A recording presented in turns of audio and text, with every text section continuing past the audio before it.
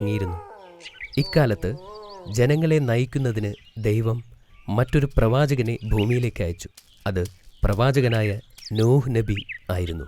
എന്നാൽ പ്രവാചകനത് അത്ര എളുപ്പമുള്ള ജോലിയായിരുന്നില്ല.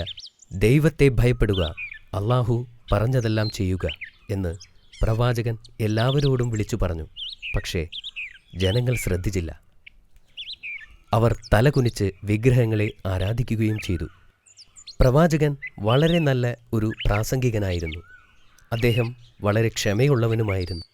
ഈ ലോകം സൃഷ്ടിച്ചത് അള്ളാഹു തന്നെയാണെന്ന് നിങ്ങൾക്കറിയില്ലേ? പ്രവാചകൻ പറഞ്ഞു. സൂര്യനെയും ചന്ദ്രനെയും ആകാശത്തിലെ നക്ഷത്രങ്ങളെയും സൃഷ്ടിച്ചവനാണ് അള്ളാഹു. നദികളെയും മലകളെയും വൃക്ഷങ്ങളെയും നിങ്ങൾ കാണുന്ന സകല സൃഷ്ടികളെയും സൃഷ്ടിച്ചത് അവനാണ്. അവൻ നിങ്ങൾക്കായി എല്ലാം ചെയ്തു. എന്നിട്ടും അവനെ നിങ്ങൾ കാണുന്നില്ലല്ലോ. നിങ്ങൾ എന്തിനാണ് ഈ വിഗ്രഹങ്ങളെ ആരാധിക്കുന്നത്? എന്നാൽ ജനങ്ങൾ പ്രവാചകനോട് ചോദിച്ചു, ഞങ്ങളെ ഉപദേശിക്കാൻ നീ ആരാണ്? നീ ഒരു അപരിചിതനാണ്. ഞങ്ങൾ നിന്നെ വിശ്വസിക്കുകയില്ല. നീ ഞങ്ങളെ വിട്ടു പോവുക. എന്നാൽ ഭൂമിയിൽ അള്ളാഹുവിൽ വിശ്വസിക്കുന്നവരുമുണ്ടായിരുന്നു. അവരിൽ ഭൂരിഭാഗവും ബലഹീനരും ദരിദ്രരുമായിരുന്നു. അവർ പ്രവാചകന്റെ വചനങ്ങൾ ശ്രദ്ധിക്കുകയും വിഗ്രഹങ്ങളെ ആരാധിക്കുന്നതുകൊണ്ട് തങ്ങൾ പാപം ചെയ്യുന്നതായി തിരിച്ചറിയുകയും ചെയ്തു. ആ സമയത്ത് ഭൂമിയിൽ ജനങ്ങൾ 2 വ്യത്യസ്ത വിഭാഗങ്ങളായി തിരിഞ്ഞിരുന്നു. അള്ളാഹുവിൽ വിശ്വസിക്കുകയും സൽക്കർമ്മങ്ങൾ പ്രവർത്തിക്കുകയും ചെയ്തവരും വിഗ്രഹങ്ങളെ ആരാധിച്ചവരും. നോഹ് നബി വളരെ കാലം ആളുകളോട് പ്രസംഗിച്ചു.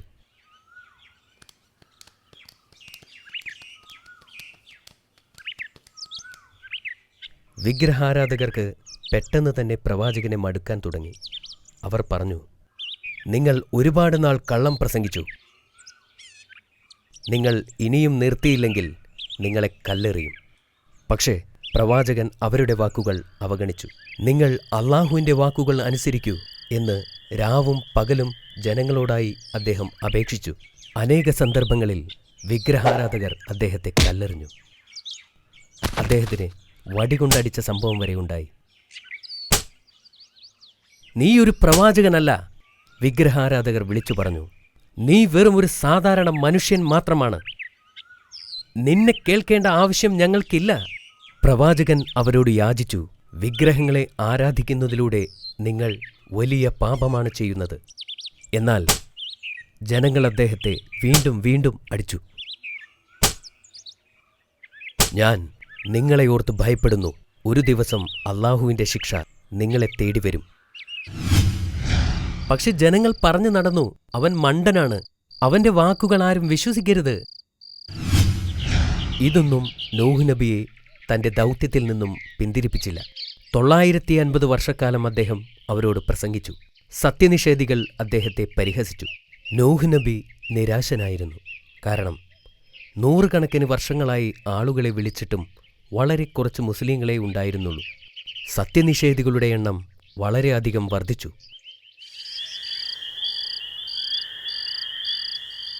ഒരു രാത്രി പ്രവാചകൻ പ്രാർത്ഥിക്കുമ്പോൾ ദൈവം അദ്ദേഹത്തോട് സംസാരിച്ചു. വിഷമിക്കേണ്ട, ഞാൻ നിന്നോട് പറഞ്ഞതെല്ലാം നീ ചെയ്തുവല്ലോ. ഭൂമിയിൽ എല്ലാവരെയും ഞാൻ ശിക്ഷിക്കാൻ പോവുകയാണ്. മുസ്ലിങ്ങളും മൃഗങ്ങളും ഒഴികെയുള്ള എല്ലാ മനുഷ്യരും മരിക്കും. ഒന്നാമത്തെ പടിയായി ദൈവം ആ പ്രവാചകനോട് പല വൃക്ഷങ്ങളെയും നട്ടുപിടിപ്പിക്കാനായി കൽപ്പിച്ചു. ഇതിനു പിന്നിലെ കാരണം നോഹ് നബിക്ക് മനസ്സിലായില്ല. പക്ഷേ അദ്ദേഹം ദൈവത്തോട് അനുസരണയുള്ളവനായിരുന്നു. അദ്ദേഹം മരങ്ങൾ നട്ടുപിടിപ്പിക്കാൻ തുടങ്ങി. നല്ലയാളുകൾ അദ്ദേഹത്തോട് ചോദിക്കുകയും അവനുമായി സംസാരിക്കുകയും ചെയ്തു. 100-ലധികം വർഷം അവർ ഇത് തുടർന്നു. അനേക വർഷങ്ങൾക്ക് ശേഷം വീണ്ടും പ്രവാചകനോട് ദൈവം സംസാരിച്ചു. പ്രവാചകനോട് ഒരു കപ്പൽ പണിത് തുടങ്ങാൻ ആവശ്യപ്പെട്ടു. ഈ ഭൂമിയിലെ ജന്തുജാലങ്ങളെ ഉൾക്കൊള്ളാൻ കഴിയുന്ന ഒരു വലിയ കപ്പലുണ്ടാക്കണം. പ്രവാചകൻ ആശയക്കുഴപ്പത്തിലായി. കപ്പൽ എങ്ങനെ പണിയാൻ കഴിയുമെന്ന കാര്യത്തിൽ അദ്ദേഹത്തിന് സംശയമായി. ഇതിനു മുമ്പ് താൻ ഒരു കപ്പലും നിർമ്മിച്ചിട്ടില്ല. എന്നിട്ടും പ്രവാചകൻ മലക്കുകളുടെ സഹായത്തോടെ കപ്പൽ നിർമ്മിക്കാൻ തുടങ്ങി. ആദ്യം കപ്പൽ നിർമ്മിക്കാൻ അവർ പദ്ധതികൾ നടത്തി. കപ്പലിൻ്റെ കൃത്യമായ വലിപ്പം ആർക്കും അറിവില്ലായിരുന്നു. എന്തായാലും ഒരു വലിയ കപ്പൽ ആകുമെന്ന് അവർക്ക് അറിയാമായിരുന്നു. ഒന്നാമതായി കപ്പൽ കെട്ടിപ്പടുക്കാൻ പ്രവാചകന് ഒരു സ്ഥലം തിരഞ്ഞെടുക്കേണ്ടിയിരുന്നു. അദ്ദേഹം നഗരത്തിൽ നിന്നും ദൂരെയുള്ള ഒരു പർവ്വതത്തെ തിരഞ്ഞെടുത്തു. പ്രവാചകൻ ഉപകരണങ്ങൾ ശേഖരിച്ച് കപ്പൽ നിർമ്മിക്കാൻ പുറപ്പെട്ടു.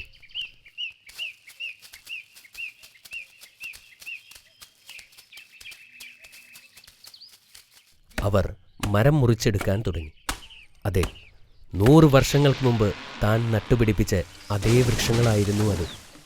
അവരുടെ പദ്ധതി പ്രകാരമുള്ള കപ്പലുണ്ടാക്കാൻ അവർ തുടങ്ങി. ആളുകൾ ദിനരാത്രങ്ങൾ കഷ്ടപ്പെട്ട് പണിയെടുത്തു. എന്നാൽ സത്യനിഷേധികൾ പ്രവാചകൻ മലമുകളിൽ കപ്പൽ പണിയുന്ന കാഴ്ച കണ്ടപ്പോൾ അവർ അദ്ദേഹത്തെ പരിഹസിക്കാൻ തുടങ്ങി. നിങ്ങളൊരു മണ്ടൻ തന്നെ, ഇത്രയും വലിയ കപ്പലിൻ്റെ ആവശ്യമെന്താ? ഇതിനി നീറ്റിലിറക്കുന്നതെങ്ങനെ? അതെല്ലാം നിങ്ങൾക്ക് മനസ്സിലാകുന്ന ഒരു ദിവസം വരും, അദ്ദേഹം മറുപടി പറഞ്ഞു. എന്തിനാണ് അദ്ദേഹം കപ്പൽ പണിയുന്നത് എന്ന് ആളുകൾക്ക് മനസ്സിലായില്ല. അദ്ദേഹത്തിന് ബുദ്ധിസ്ഥിരത നഷ്ടപ്പെട്ടു എന്നവർ കരുതി. നൂഹ് നബിയും അദ്ദേഹത്തിൻ്റെ ആളുകളും കഷ്ടപ്പെട്ട് പണിയെടുക്കാൻ തുടങ്ങി. ഒരുപാട് കാലത്തിന് ശേഷം കപ്പലിൻ്റെ നിർമ്മാണം പൂർത്തിയായി. അവർ അള്ളാഹുവിനെ സ്തുതിക്കുകയും കപ്പൽ പൂർത്തിയാക്കാൻ സഹായിച്ചതിന് നന്ദി പറയുകയും ചെയ്തു. വെള്ളപ്പൊക്കത്തിനുള്ള സമയം അടുത്തുകൊണ്ടിരുന്നു. ഒരു രാത്രി അള്ളാഹു നൂഹ് നബിയോട് പറഞ്ഞു, നീ എന്ന് നിന്റെ അടുപ്പിൽ നിന്നും വെള്ളം വരുന്നത് കാണുന്നുവോ, അന്ന് ഞാൻ ഭൂമിയിലേക്ക് ജലപ്രളയം അയക്കും. നിനക്കറിയാമോ, നൂഹ് നബി ഉണ്ടാക്കിയ കപ്പലിൽ 3 തട്ടുകളുണ്ടായിരുന്നു. 3 തട്ടുകൾ എന്തിനായിരുന്നു ബാബ?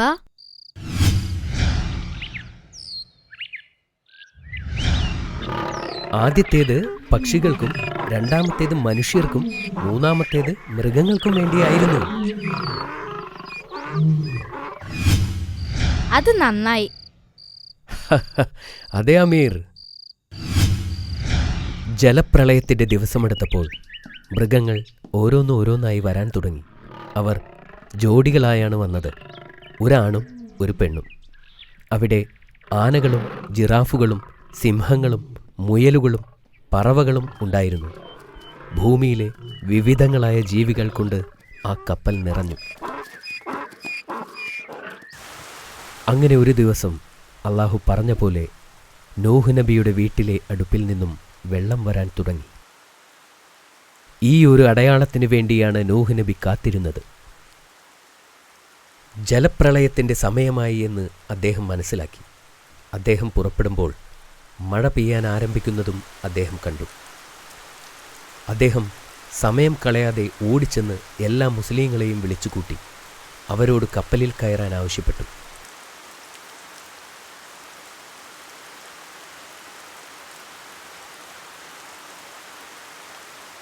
അപ്പോഴും അവിശ്വാസികൾക്ക് മനസ്സിലായില്ല എന്താണ് സംഭവിക്കുന്നതെന്ന്. അവർ നൂഹ് നബിയെ വീണ്ടും പരിഹസിച്ചുകൊണ്ടിരുന്നു. ഈ മൃഗങ്ങളെയൊക്കെ കൊണ്ടുപോയി എന്ത് കാണിക്കാനാണ് എന്നവർ ചോദിച്ചു. നൂഹ് നബി ഇതൊന്നും ചെവിക്കൊണ്ടില്ല. അദ്ദേഹം തൻ്റെ കുടുംബത്തോടും കുട്ടികളോടും കപ്പലിൽ കയറാൻ ആവശ്യപ്പെട്ടു. അതിൽ അദ്ദേഹത്തിൻ്റെ ഒരു ഭാര്യയും ആ ഭാര്യയിലുണ്ടായിരുന്ന കുട്ടിയും ഒഴികെ ബാക്കി എല്ലാവരും കയറി. അവർ 2 പേരും അവിശ്വാസികളായിരുന്നു.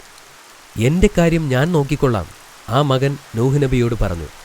എന്നെക്കുറിച്ചോർത്ത് ആരും വിഷമിക്കേണ്ടതില്ല. വെള്ളത്തിൻ്റെ നിരപ്പ് ഉയർന്നുകൊണ്ടിരുന്നു.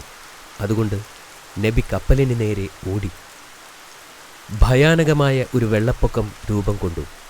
വെള്ളം പെട്ടെന്ന് തന്നെ ഉയരാൻ തുടങ്ങി. കടലിലെ വെള്ളം കരയിലേക്ക് അടിച്ചു കയറാൻ തുടങ്ങി. അപ്പോഴും മഴ പെയ്തുകൊണ്ടേയിരുന്നു. ഇപ്പോൾ ജനങ്ങൾക്ക് മനസ്സിലായി നൂഹ് നബി പറഞ്ഞത് സത്യമാണെന്ന്. അവർ പർവ്വതങ്ങൾ ലക്ഷ്യമാക്കി ഓടി. തൻ്റെ ഭാര്യയും പുത്രനും വെള്ളപ്പൊക്കത്തിൽ നിന്നും രക്ഷപ്പെടാനായി ഓടി വരുന്നത് പ്രവാചകൻ കണ്ടു. അദ്ദേഹം വിളിച്ചു പറഞ്ഞു, കപ്പലിലേക്ക് കയറി ജീവൻ രക്ഷിക്കൂ. പക്ഷേ അവർ അത് തിരസ്കരിച്ചു.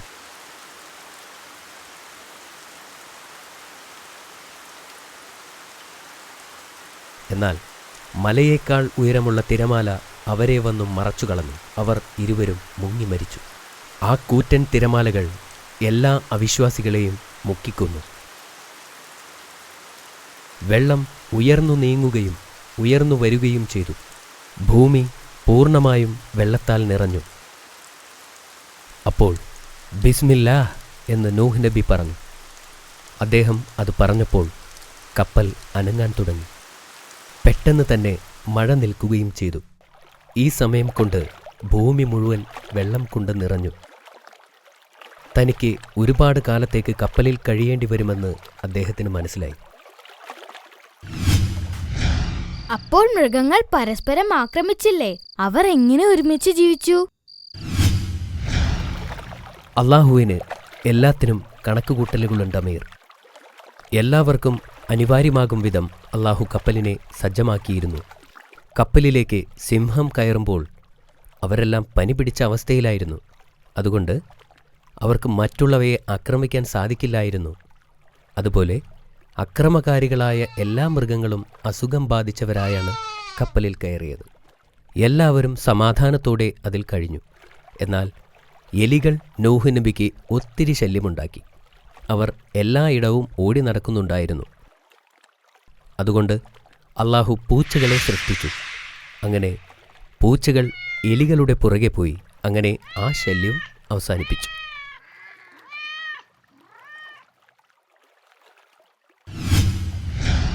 അങ്ങനെ അള്ളാഹു താല ഈ യാത്രയിൽ പ്രവാചകനുണ്ടായിരുന്ന എല്ലാ പ്രശ്നങ്ങൾക്കും പരിഹാരം കണ്ടെത്തിയിരുന്നു. 100 വർഷവും 50 ദിവസവും ഈ യാത്ര തുടർന്നുകൊണ്ടേയിരുന്നു. അവർക്ക് എവിടെയും കര കണ്ടെത്താനായില്ല. അവർ ഒരുപാട് ദിവസം കാത്തിരുന്നു.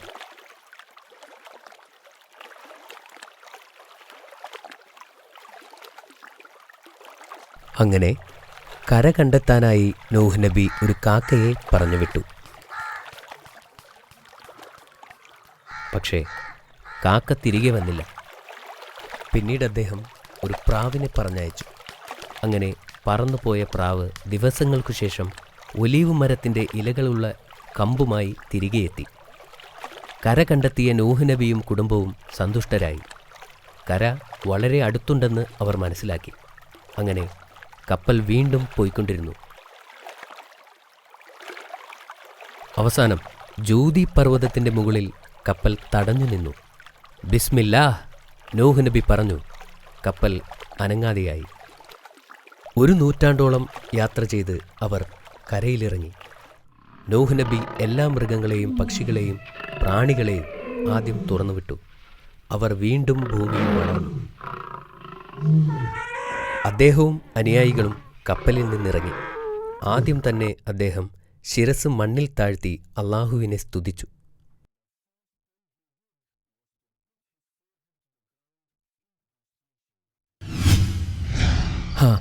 അതിനുശേഷമുള്ള മാനവരാശിയുടെ ആരംഭം ഇവിടെ നിന്നായിരുന്നു. ഇത് വളരെ നല്ല കഥയായിരുന്നു ബാബ. മാഷാ അല്ലാഹ്, നിനക്ക് ഈ കഥ ഇഷ്ടപ്പെട്ടല്ലോ അല്ലേ? എങ്കിൽ നമുക്ക് ചോദ്യത്തിലേക്ക് കടന്നാലോ? നീ തയ്യാറല്ലേ അമീർ? അതെ ബാബ. എങ്കിൽ പറയൂ, അള്ളാഹു സുബ്ഹാനഹു വ തആല നൂഹ് നബിയെ ഭൂമിയിലേക്ക് അയച്ചത് എന്തിനാണ്? അള്ളാഹുവിന്റെ ആശയങ്ങൾ ജനങ്ങളിലേക്ക് എത്തിക്കുവാൻ. അത് ശരിയാണ് അമീർ. എങ്കിൽ ഇത് പറയൂ, എന്തുകൊണ്ടാണ് അദ്ദേഹത്തിന്റെ വാക്കുകൾ ആളുകൾ ചെവിക്കൊള്ളാതിരുന്നത്? നൂഹ് നബി കള്ളം പറയുകയാണെന്നും അദ്ദേഹം അവരിൽ ഒരാളാണെന്നും ഭൂമിയിലെ ജനങ്ങൾ കരുതി. ശരിയല്ലേ? വെരി ഗുഡ് അമീർ. പ്രവാചകന്റെ കുടുംബത്തോടൊപ്പം കപ്പലിൽ കയറിയവർ ആരൊക്കെയായിരുന്നു? നൂഹ് നബിയുടെ കൂടെ എല്ലാ മുസ്ലിങ്ങളും കയറി. കൂടാതെ എല്ലാ പക്ഷികളിൽ നിന്നും മൃഗങ്ങളിൽ നിന്നും പ്രാണികളിൽ നിന്നും ഒരു ജോഡി കൂടി കയറി. Correct answer. അപ്പോൾ അവസാനത്തെ ചോദ്യത്തിലേക്ക് കടക്കാം. കപ്പൽ അവസാനമായി എത്തിച്ചേർന്ന പർവ്വതത്തിന്റെ പേരെന്താണെന്ന് പറയൂ. അത് ജ്യോതിമലയല്ലേ ബാബ? വളരെ ശരിയാണ് അമീർ. ഇന്നത്തെ എല്ലാ ചോദ്യത്തിനും നീ ശരിയായി ഉത്തരം നൽകി. താങ്ക്സ് ബാബ. All right.